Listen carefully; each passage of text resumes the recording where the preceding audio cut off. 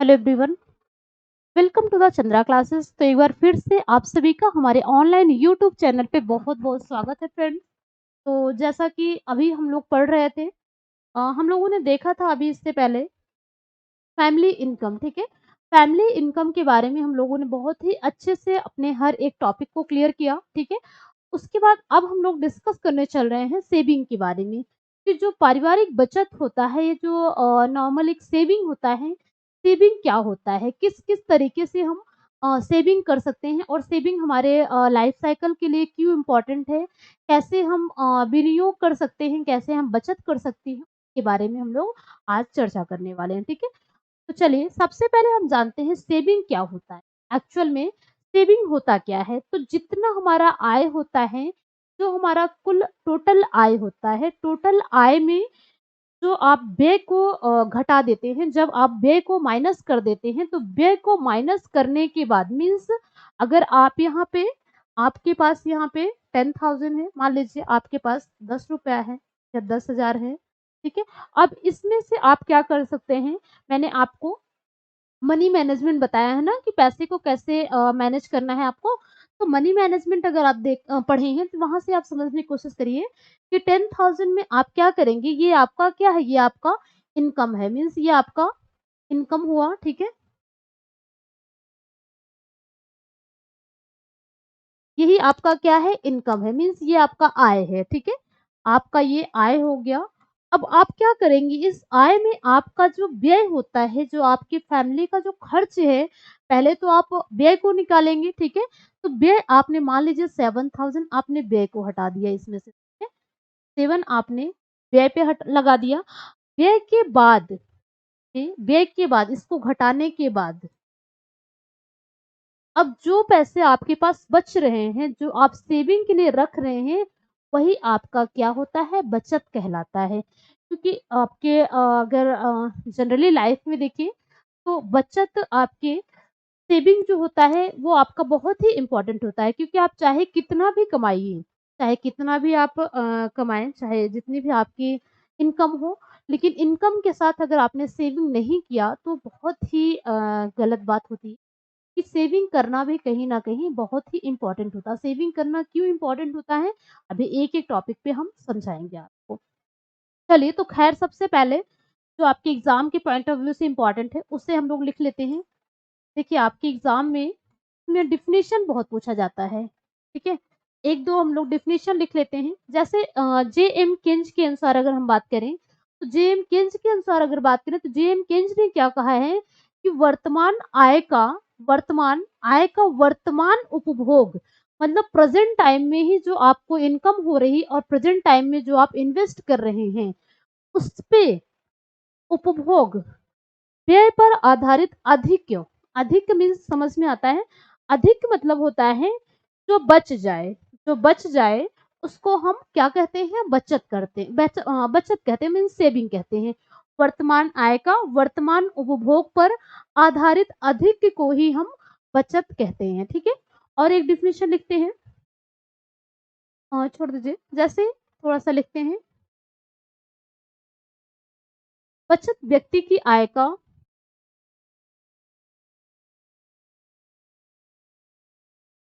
बचत व्यक्ति के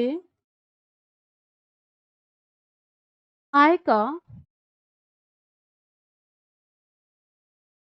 वह भाग है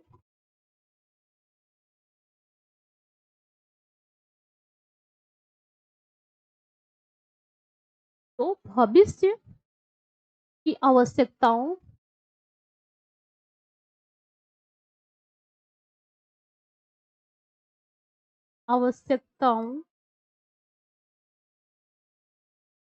की पूर्ति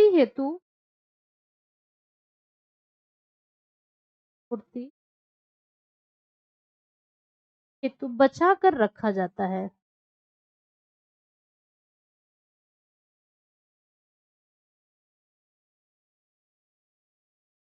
रखा जा सकता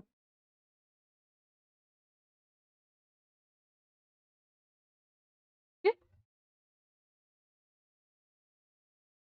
तो समझ में आ रहा है कि बचत व्यक्ति के आय का वह भाग है जो भविष्य की आवश्यकताओं की पूर्ति हेतु बचाकर रखा जा सकता है, ठीक है? अब इसमें अगर हम देखते हैं बचत का महत्व, बचत की आवश्यकता, महत्व या लक्ष्य,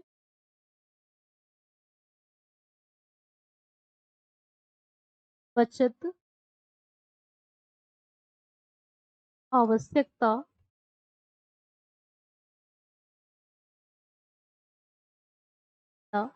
महत्व या लक्ष्य, कुछ भी हो सकता है।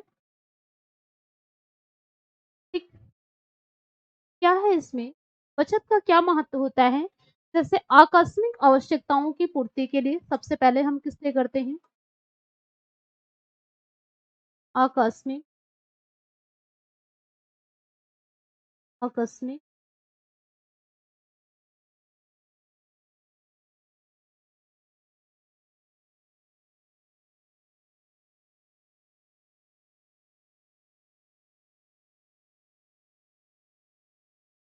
आकस्मिक आवश्यकताओं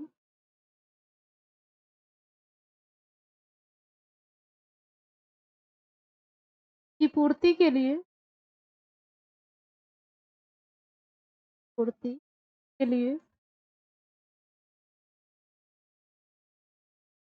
दूसरा क्या है? वृद्धावस्था में आर्थिक संरक्षण के लिए,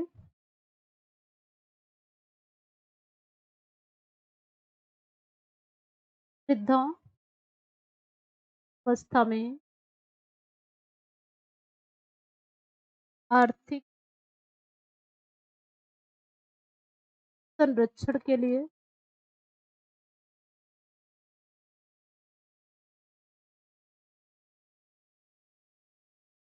और क्या है?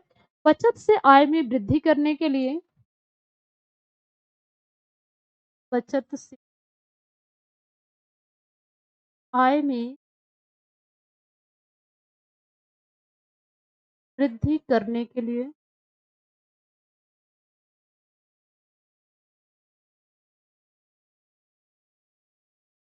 और क्या हो सकता है इसमें? इसमें ये हो सकता है जैसे जो अनावश्यक खर्च होते हैं, लिख लेते हैं।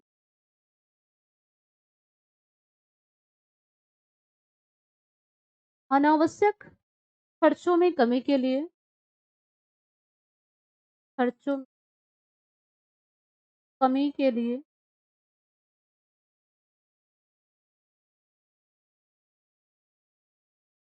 अनावश्यक खर्चों में कमी के लिए और बचत से ऊंचे जीवन स्तर की प्राप्ति, बचत से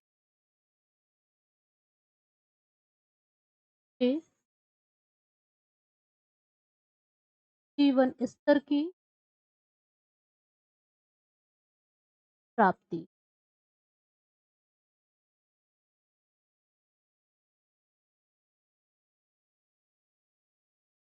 चलो, तो यहाँ पे क्या है कि बचत की आवश्यकता क्यों ज़रूरी है? इसका लक्ष्य क्या होता है कि आकस्मिक आवश्यकताओं की पूर्ति के लिए अगर आपके पास सेविंग रहेगा, तो आपको मान लीजिए कभी ऐसे अचानक दुर्घटना हो गई, कभी अचानक ऐसी कोई एक्सीडेंटल केस आ गया आपके सामने, तो अगर आपके पास सेविंग रहेगा तो आपको किसी के सामने हाथ नहीं फैलाना पड़ेगा, आप किसी से कर्जा नहीं लेंगे। यहाँ पे आपकी जो सेविंग है वो सेविंग आपके काम आ सकती है, ठीक है? और दूसरी चीज़ क्या है कि वृद्धावस्था में आर्थिक संरक्षण के लिए जब व्यक्ति वृद्ध अवस्था में आ जाता है, जब व्यक्ति सेवानिवृत्त हो जाता है, तो सेवानिवृत्ति के बाद अगर आपके फैमिली में जो बच्चे हैं, लड़के अगर सपोर्ट नहीं कर रहे हैं तो मोस्टली ऐसा हो रहा है कि फैमिली में बच्चे सपोर्ट नहीं करते हैं बाद में, तो उस समय वृद्धावस्था में आपको क्या हो सकता है कि आर्थिक संरक्षण के लिए सपोर्ट मिल सकता है, ठीक है? और उसके बाद क्या है कि बचत में आय में वृद्धि करने के लिए भी जब आपके पास सेविंग होता है तो सेविंग से आप क्या कर सकते हैं, मान लीजिए अगर आपको एक ये प्रेशर रहेगा कि आपको इनकम के साथ-साथ आपको सेविंग भी करना है, तो उस समय आप क्या करेंगे, अपने इनकम को आप बढ़ाएँगे क्योंकि कहीं न कहीं आपको सेविंग करना भी ज़रूरी है। तो अगर आपका जो इनकम है, आपका इनकम ही कम है, तो फिर आप कैसे सेविंग कर पाएँगे? तो आप वहाँ पे फिर आप अपने इनकम को बढ़ाएँगे, फिर आप अपनी सेविंग की तरफ आगे बढ़ेंगे, ठीक है?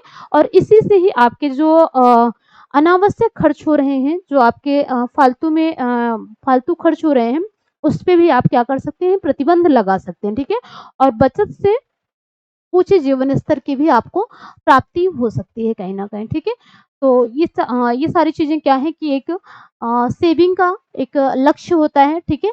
और उसकी एक आवश्यकता होती है और साथ में हम लोग देखते हैं थोड़ा-सा इसमें बचत के कुछ निर्धारक तत्व होते हैं, बचत के कुछ निर्धारक कुछ तत्व होते हैं, तो क्या ऐसे एलिमेंट्स होते हैं जो सेविंग के लिए ज़रूरी होते हैं?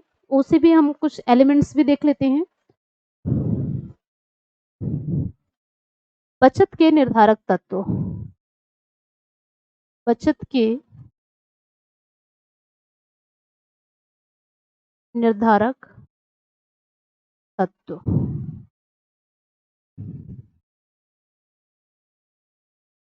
कौन-कौन से ऐसे निर्धारक तत्व होते हैं? सबसे पहली चीज़ है बचत करने की योग्यता, बचत करने की योग्यता और इसके बाद क्या है? बचत करने की इच्छा, बचत करने की इच्छा। नेक्स्ट क्या है? बचत करने की सुविधाएँ, बचत करने की सुविधाएँ, ठीक है? तो ये 3 फैक्टर्स होते हैं, 3 ऐसे फैक्टर्स होते हैं, जो आपके बहुत ही इम्पोर्टेंट होते हैं सेविंग के लिए, ठीक है?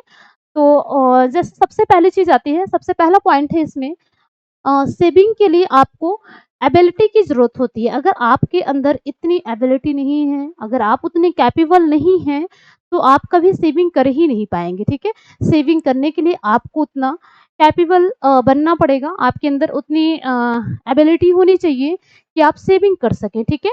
मीन्स अगर आप जॉब में हैं, तभी आप सेविंग कर पाएँगे, अगर आप जॉब में नहीं, आप खुद स्वयं आप बेरोज़गार हैं, स्वयं आपको खुद को किसी से हेल्प लेनी पड़ रहे हैं, खुद किसी का सपोर्ट लेना पड़ रहा है, तो अगर आपको अपने खर्च भर के लिए आपके पास इनकम नहीं है, तो आप सेविंग ही नहीं कर पाएँगे। तो यहाँ पे योग्यता भी बहुत ही इम्पोर्टेंट है कि आपके अंदर पहले वो कैपेबिलिटी होनी चाहिए, पहले आप उतने कैपेबल बने, तभी आप फिर सेविंग कर पाएँगे। और दूसरी चीज़ है इंटरेस्ट, जो इंटरेस्ट होता है वो भी कहीं न कहीं बहुत ज़रूरी होता है और ये इंटरेस्ट जो होता है, ये आपके अ, बचपन से ही जागृत होनी चाहिए। ये जब आपके बचपन से ही आपके अंदर जागृत होगी, तभी आप क्या कर पाएँगे, सेविंग कर पाएँगे। क्योंकि कहीं न कहीं ऐसा भी हो जाता है कि कुछ लोगों के अंदर बहुत इनकम है, बहुत उनका आय है, आय का स्रोत बहुत ज़्यादा है, लेकिन फिर वो उनके अंदर सेविंग करने की कभी इच्छा होती ही नहीं है, ठीक है? कभी वो इंटरेस्ट ही नहीं होता है कि वो सेविंग कर सकें, ठीक है? सेविंग की तरफ उनके कभी इंटरेस्ट ही नहीं जाएगा, ठीक?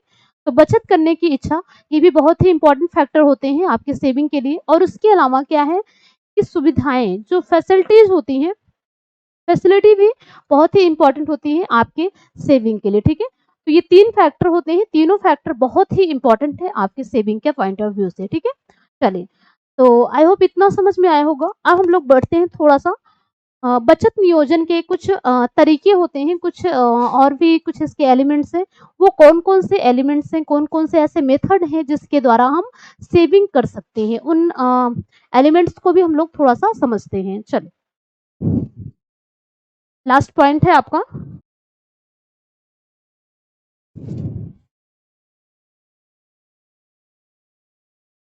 बचत नियोजन या बचत निवेश के तरीके। बचत, निवेश के तरीके।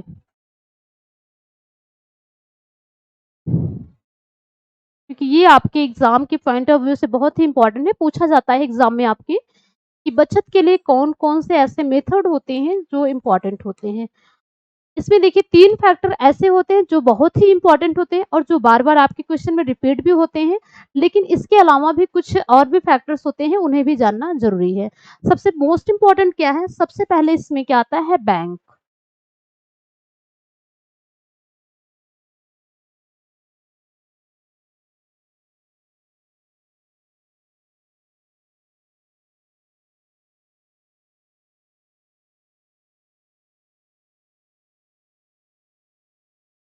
सबसे पहला क्या है? बैंक है। उसके बाद क्या है? डाकघर। डाकघर मीन्स क्या है? डाकघर बचत पत्र। बचत पत्र। Post office saving bank. Post office saving bank. और इसके बाद तीसरा पॉइंट क्या है? एलआईसी मीन्स जीवन बीमा। जीवन बीमा। एलआईसी। एलआईसी इसे हम लाइफ इंश्योरेंस कहते हैं। Life insurance. So life insurance corporation. Life insurance corporation जो होता है वो भी बहुत ही इंपॉर्टेंट होता है। और इसके बाद क्या है? कुछ और छोटे-छोटे फैक्टर हैं, जैसे इसमें राष्ट्रीय बचत पत्र। राष्ट्रीय बचत पत्र।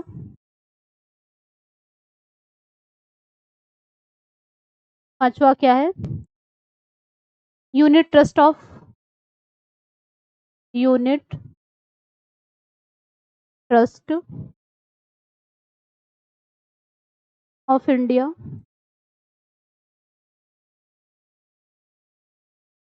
Unit trust of India. और इसके अलावा भविष्य निधि योजना। भविष्य निधि योजना। ठीक है, तो कुछ ये सारे तरीके होते हैं। ठीक है, निवेश के लिए, सेविंग के लिए कुछ ये सारे फैक्टर्स होते हैं, जैसे बैंक हो गया। बैंक में भी आप सेविंग अकाउंट भी रख सकते हैं, करंट अकाउंट भी रख सकते हैं, एफडी के थ्रू भी आप सेविंग कर सकते हैं। ठीक है, और डाकघर में भी पोस्ट ऑफिस सेविंग बैंक जो होता है वहाँ पे भी आप अपने पैसे को आप इन्वेस्ट करके आप वहाँ पे भी सेविंग कर सकते हैं, वहाँ से भी आपको अच्छा खासा इंटरेस्ट मिलता है। और उसके अलावा जो एलआईसी होता है, life insurance cycle, life insurance corporation में भी आपको अच्छी खासी क्या होती है, वहाँ पे भी आपको इंटरेस्ट, वहाँ पे भी अच्छी खासी आपको ब्याज मिल जाती है।